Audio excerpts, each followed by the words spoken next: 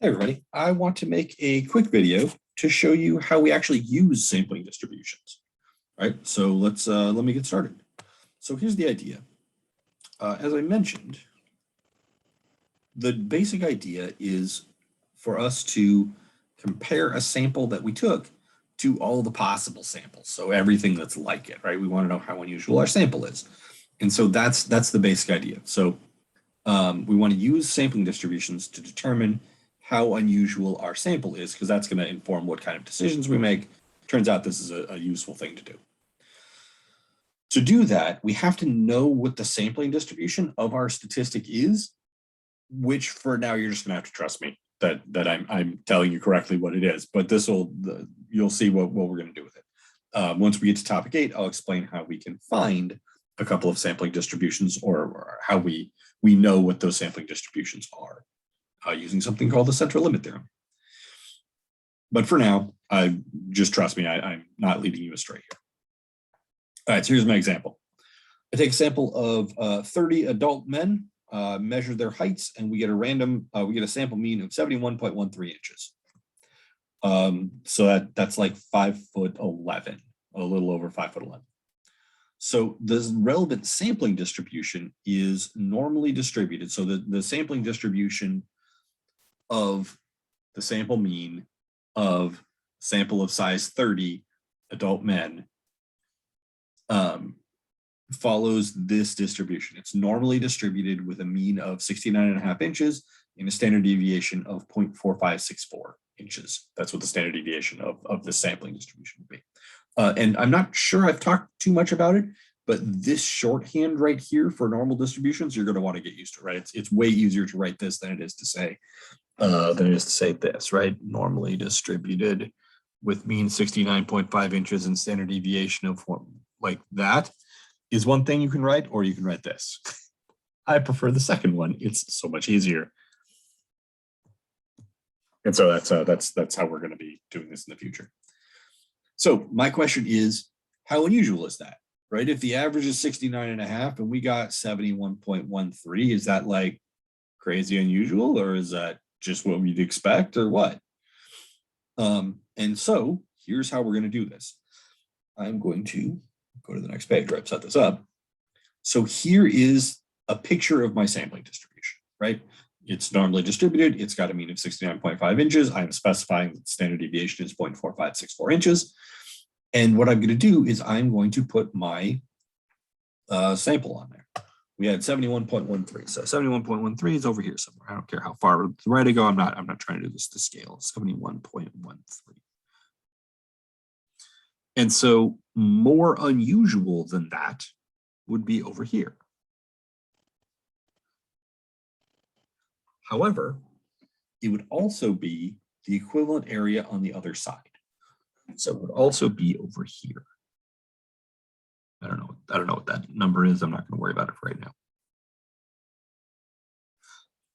And here's why I say that. This is, what is that? 1.63 units away from the mean. So anything that is 1.63 units away from the mean in the other direction is equally unusual. Similarly, anything more unusual than 71.13 would certainly be over here. But things that are over here would also be further away from the mean and therefore also more unusual. So I'm considering both sides of this when I say more unusual. We will eventually learn to do this, sometimes two-sided, sometimes one-sided. Don't worry about that for right now. Just realize that when we're talking about more unusual, what I mean is that all of the possible samples, or all the possible sample means that are further away from the population mean than the one that we got. Oh, and by the way, I should mention, the population mean and the mean of the sampling distribution are equal to each other. So the population mean is also 69.5. So I want to know, what is the likelihood that I would get a sample whose mean is further away from the population mean than the one I got? So there we go. So what I want to do is I want to find the shaded area. That's the probability I'm looking for. As always, probability is area. And we can use normal CDF for this. Now we could find out what this number is here and do normal CDF to the left of that number and normal CDF to the right of 71.13, but I don't actually need to. The reason I don't need to do that is that normal distributions are symmetric. So this area here and this area here are the same. So all I have to do is find one of them and multiply by 2. So I'm just going to find this upper one here and then multiply it by 2. And that'll give me the same probability as if I had found this and added them together. So let's go to the calculator. Where is my new share button? Oh, so I should, again, mean 69.5, standard deviation 0.4564. And I want to know 71.13 and up. So I'm going to do normal CDF of 71.13 up to infinity, the mean of 69.5 and a standard deviation of 0.4564. Then I'm going to multiply that by 2 to account for this one over here too. Still got this. By the way, this is where I got the 0.4564 from, in case you're wondering. Okay, so I'm going to do normal CDF.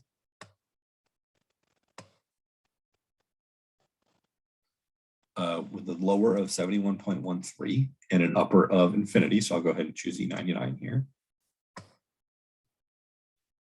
The mean was 69.5 and the standard deviation was 0.4564. We're going to find that, which is really small. And get this, right? Now, I know 1.77 doesn't look really small, but don't forget, this is times 10 to the negative 4th. Got to watch your scientific notation. Comes up a lot in statistics, actually. We get a lot of very, very small numbers.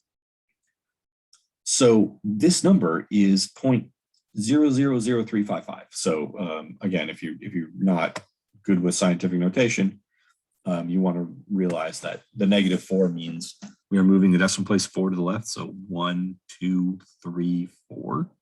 So the decimal goes right here. We have 0, 0, 0. So this is 0.000355 is what I'm going to call it. So really, really small, right? That's three out of 10,000. It's very unlikely that we would get a sample like this. As crazy as that sounds, 71, like that just doesn't seem like it's that far away from the norm, right? 71.13 is not that much bigger than 69.5, but it turns out it is actually. This is actually one of the reasons why sampling distributions are so useful is, well, we'll discuss this more when we get to center limit theorem, but it allows us to evaluate how unusual our sample is when we're probably not going to have a good sense of it ourselves, right? If I wouldn't think it was that weird to get an average of 71.13 inches if the average is 69.5, but it is. It's crazy weird, right? 3 out of 10,000, super unlikely.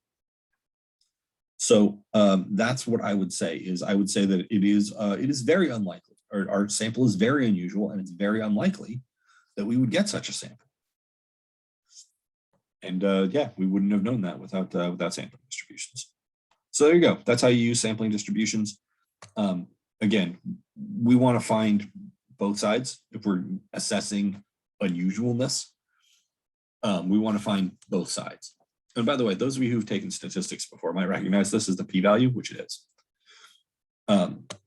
Those of you who haven't, don't worry, we'll get to p-value soon enough. That said, I think that's all I really wanted to say here. So I will go ahead and stop the video now. All right, I'll see you guys in the next video.